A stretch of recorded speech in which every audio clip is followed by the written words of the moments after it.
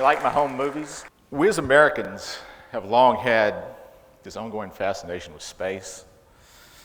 A little beeping sphere years ago, late 50s, caught our attention. I can remember my parents taking me outside one night. It's cold. A little tiny star-like speck flying across the Ozark Mountains where I grew up. Yeah, I'm a hillbilly. That was Sputnik. It was a little more than a Cold War era propaganda tool used by the Soviets, but it ignited a flame in Americans, and it launched the race to the moon. I grew up during the time of Mercury, Gemini, Apollo. Ed White, he was my hero, man. He was the first guy to walk in space, first American to walk in space. I can tell you, I was devastated when I heard of his death during the Apollo 1 launch pad fire. I can remember watching Neil Armstrong set foot on the moon the first time, utter those famous words, "One small step for man." Man, those guys were doing what I wanted to do someday. So while watching Neil and Buzz bunny hop around the moon, I went in and drew up my own rocket design. I began dreaming of what it might be like to fly in space. You know, by the time I went to college, though, America's space program was going into a lull, that lull between Apollo and shuttle, kind of like we're about to enter right now when shuttle flies the last time here in a couple of months. My hopes of working in the space program kind of went on the back burner, so I thought, man, what can I do? I'll change career paths here. Maybe I'll go be a photographer, learn how to shoot movies, and maybe I'll get to work for NASA someday. So off to photography school I went. But you know, fortunately, I got a call a few years later to come shoot an IMAX movie about the first launch of the Space Shuttle Columbia. Well, here's my dream. It's going to come true. How cool is that? The images you just saw, part of what I've done over the last 22 years working with IMAX. No, I haven't gotten to fly in space. They keep finding me every time I stow away. But I have been a part of the space program. I've trained 130 plus astronauts, cosmonauts, to shoot IMAX films in space. And so at least vicariously, I've been able to live my dream. And I've also been able to bring that dream to many people around the world, millions of people actually, to find out what it's like to actually go into space.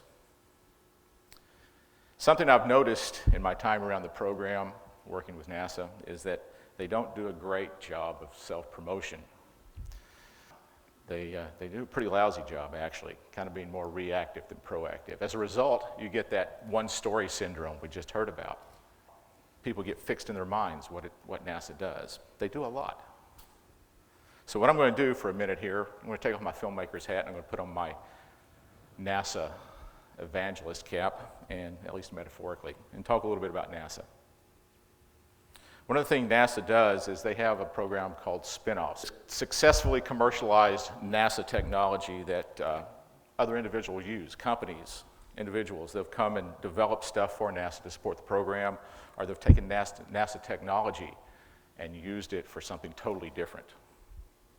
Of course, everyone knows the story, single story thing going on here, about how NASA was responsible for developing Teflon, Velcro, Tang. Not true. None of those were developed for NASA or by NASA. NASA just popularized them. So you say, what has NASA done for me? Technology developed for the space program was used in MRIs and CAT scans. It's used in cardiac imaging, pacemaker technology, full body imaging. Those joysticks you gamers out there play with trace their roots back to the Apollo lunar module. Did you know that NASA funded probably 25% of the microprocessor research and development in the late 50s and early 60s? So all the microprocessors in those cell phones we use every day, they can trace their descendants of those chips that went to the moon. One of the coolest things, as a parent of a young child years ago, that NASA's come out with is the ear thermometer, the infrared thermometer. You know, stick it in the ear and takes the temperature. I mean, parents have got to love that. Dr. Woodruff has got to love that coming up, you know, because, and I'm sure the babies are much happier having something stuck in their ear rather than the conventional location. Personally, as a parent, that's worth the admission NASA wants anytime. You know, other things that NASA has come up with, smoke detectors, lightweight, heavy-duty firefighting equipment, invisible braces. Teenagers love those. It's a ceramic development made by NASA. Something really cool lately is digital imaging for breast biopsies. It's much less intrusive, less traumatic, more cost-effective than the conventional methods. That came from an imaging system on board the Hubble Space Telescope. There have been literally thousands of spin-offs that have contributed to improving the economy, our lifestyles, national security, productivity. It's virtually impossible to find an area of everyday life that has not been affected by a NASA spin-off. But still, the biggest complaint that you get about NASA is how much money they spend in space. Well, I can guarantee you one thing, it's all spent right here on the ground. In fact, on an annual basis, NASA contributes nearly $4 billion to the states where they have centers every year. $4 billion a year. NASA's budget for 2010 was just under $19 billion. That's a little less than 0.6% of the total national budget, less than a penny per tax dollar.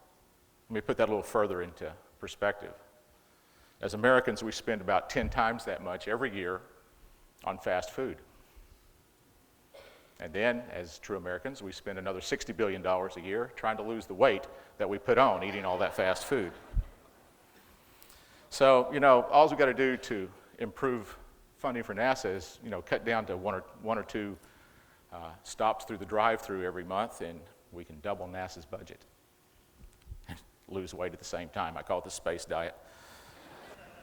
NASA's not perfect. I know. I've watched friends die in 2 separate shuttle accidents. But Scobie, JR, L, they knew the risks. They were willing to take them in the pursuit of their dreams. The price of exploration and discovery is not always measured in dollars and cents. Then there's Hubble. Remember Hubble? Boy, it was screwed up when it was launched in 1990, wasn't it? NASA became a laughing stock of the astronomical community, and you know, the brunt of a whole lot of late-night show jokes. But NASA took the bull by the horns, and they fixed it. It took them 3 years, but they fixed it. And now Hubble is one of the most significant scientific instruments ever in the history of the world. Hubble has played a role in the discovery and confirmation of exoplanets, the planets outside our solar system. There's over 400 of them. It's documented comets impacting Jupiter. There's been more than one in the last 20 years, and that should scare everybody. It's imaged galaxies more than 13 billion light years away. That's close to the Big Bang. They just discovered 2 new ones. Named them Fred and Wilma. Hubble has literally rewritten the textbooks on astronomy, cosmology, as well as providing us with some of the most dynamic and striking images of the universe we have ever seen, possibly we could even ever imagine. It's not just about the cost of the programs, the benefits of the spin-offs. No.